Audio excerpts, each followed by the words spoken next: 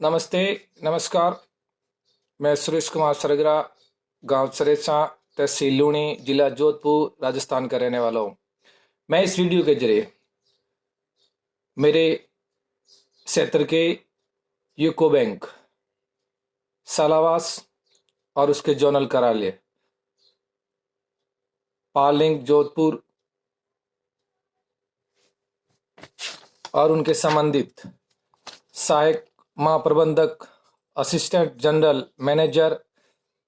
ग्राहक सेवा कक्ष, कस्टमर सर्विस सेल और कार्यनीति आयोजना विभाग प्रधान कार्यालय को एक अनुरोध करना चाहता हूं कि मैं प्रधानमंत्री रोजगार सृजन कार्यक्रम में पूर्व में लाभान्वित रहा हूं और इस खाते की डिटेल मैं आपको दे रहा हूं, जो इस प्रकार है। ये मुझे ऋण 15/2/2012 को आरबीआई और आपकी बैंक संहिता के अंतर्गत निर्धारित समय 7 साल 84 माह के लिए निर्धारित था, जिसमें मोरेटोरियम समय किस्त स्थगन 18 माह निर्धारित है। यह है कि प्रधानमंत्री रोजगार कार्यक्रम में दिशा निर्देश नियम 8.5 ब्याज और चुकौती अनुसूची संबंधित बैंक वित्तीय संस्था निर्धारित स्थगन अवधि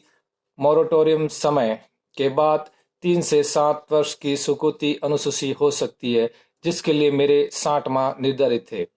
यह है कि मेरा ऋण खाता 60 माह के लिए ब्याज और चुकौती निर्धारित था। यह है कि जिसमें 7 निर्धारित अवधि 18 माह समय और बैंक आरबीआई के दिशा निर्देशों में सरकार द्वारा जारी थे। यह है कि इस खाते को 53 महीने में, जो कि निर्धारित दिनांक 29/9/2016 को नो ड्यूज सर्टिफिकेट बैंक से प्राप्त कर लिया गया। यह है कि इस खाते को 31 महीने में पूरा कर लिया गया, जो कि मोरेटोरियम समय 18 माह थे। अगर इसे छोड़े भी तो 13 महीने पहले नो ड्यूज सर्टिफिकेट प्राप्त कर लिया गया। यह कि ऋण वितरण दिनांक 15/2/2012 था, जिसका मोरेटोरियम समय दिनांक 15/8/2013 तक भारत सरकार और आरबीआई के दिशा निर्देशों में था, जिसका पालन करना आपके बैंक संहिता और भारतीय रिजर्व बैंक के दिशा निर्देशों का पालन करना था। यह कि आपकी शाखा ने मोरेटोरियम समय में सब्सिडी 28,000 प्लस अंशदान 4,000 प्लस 20,700 किस्त लेने के बाद टोटल 52,700 रुपये समय से पूर्व मुझसे और सरकार से आपकी शाखा ने प्राप्त कर लिया गया। यह कि 18 माह में 52,700 लेने के बाद भी आपने इस 17,000 ऋण खाते को दिनांक 2/11/2013 यानी कि 18 माह में नॉन परफॉर्मिंग असिस्टेड यानी कि डिफॉल्टर एनपी घोषित कर दिया। यह कि अगर आप शुरुआत से किस्तों की शुरुआत करें तो भी मैंने 18 की जगह 36 माह की किस्तें एडवांस भर ली गई थी। यह कि इस प्रकार की प्रक्रिया अपनाते हुए आपने इस खाते पर दंड स्वरूप राशि, पेनल्टी, इंटरेस्ट लगाई तथा नोटिस देकर अन्य चार्ज लगाया, जो परिवादी आवेदक को मुझे डराया धमकाया। इस प्रकार की स्वीकृति आपने दिनांक 9/10/2019 शिकायत ZOJD शिकायत 2019/2020/956 माननीय बैंकिंग लोकपाल, भारतीय रिजर्व बैंक, पुलिस थाना लूणी, पुलिस उपायुक्त बोरनाडा संबंधित अपने अधिकारियों को इस प्रकार के आंकड़े पेश किए, जो कि आपकी बैंक संहिता के विरुद्ध और भारतीय रिजर्व बैंक के दिशा निर्देशों के विपरीत थे। यह है कि इस प्रकार की एक फर्जी रिपोर्ट आपने ZOJD शिकायत (2019-2020/1086) श्रीमान उप रजिस्ट्रार, राजस्थान राज्य मानवाधिकार आयोग,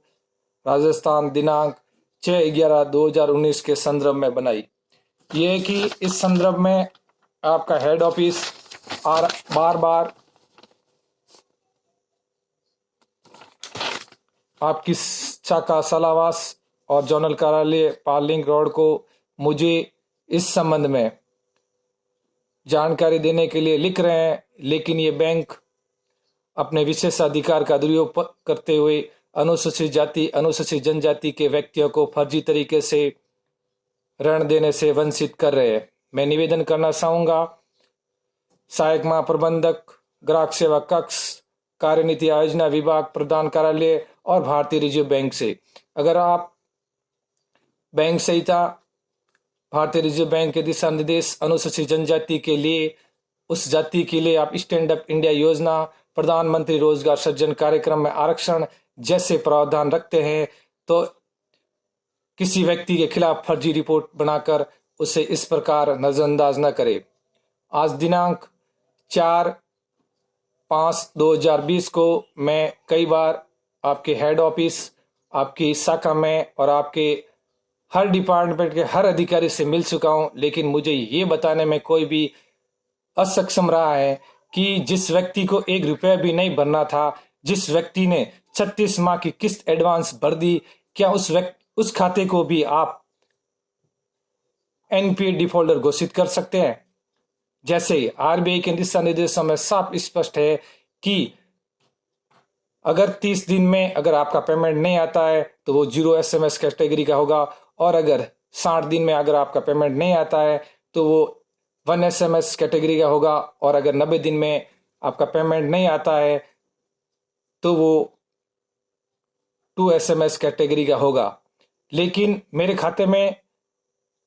ना तो आपका मूलधन डूबत था, ना आपका ब्याज डूबत था,